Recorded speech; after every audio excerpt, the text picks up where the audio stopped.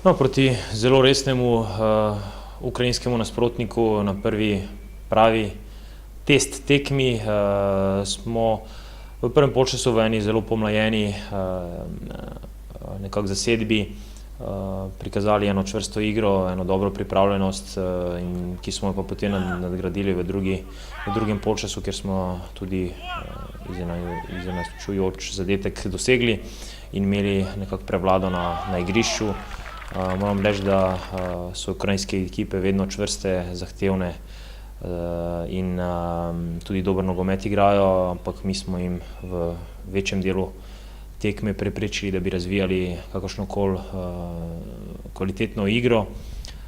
Vse ostanke je tudi naš vratar poskrbel, da je naš gol ostal nedotaknjen, ampak pozitiven vtis po tej prvi tekmi, tako kot je trener rekel igralcem, smo na pravi poti in samo nadaljevati je treba z našimi treningi, z našo pripravo na začetek sezone. No, v Europa ligi smo dobili nasprotnika iz Romunije, klub FC Astra, iz mesta, ki je na meji z Bolgarijo, zelo južno od Bukarešte. Moram reči, da romunska liga je vsekakor zelo kvalitetna liga.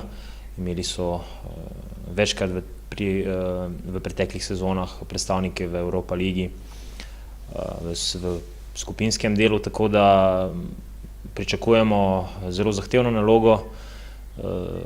Oni imajo, bom rekel, 60% tujcev v ekipi, imajo tudi finančno veliko večje možnosti, kot jih imamo mi, tako da si lahko privoščijo neke talente iz tujine, ampak mi se jih seveda ne bojimo. Mislim, da smo kos tej nalogi, čeprav veljajo seveda oni za favorite.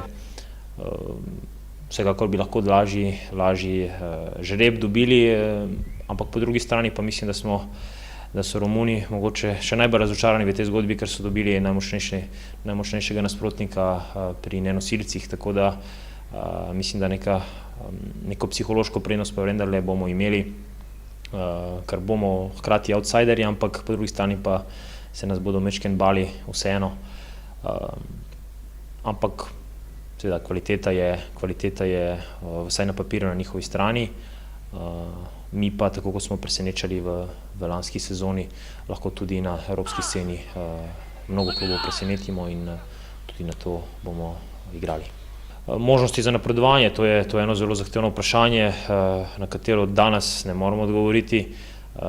Mi se moramo lotiti majčkeno priprave na nasprotnika, pregledati njihovo preteklo sezono, način igre, kvaliteto teh posameznikov in potem bomo lahko dali eno bolj realno oceno, ampak tlele mislim, da bomo v tem dvoboju dokaj enakovredni in z novimi prihodi, s to dodatno hitrostjo, ki jo imamo, mislim, da lahko kar škodujemo mnogim ekipam.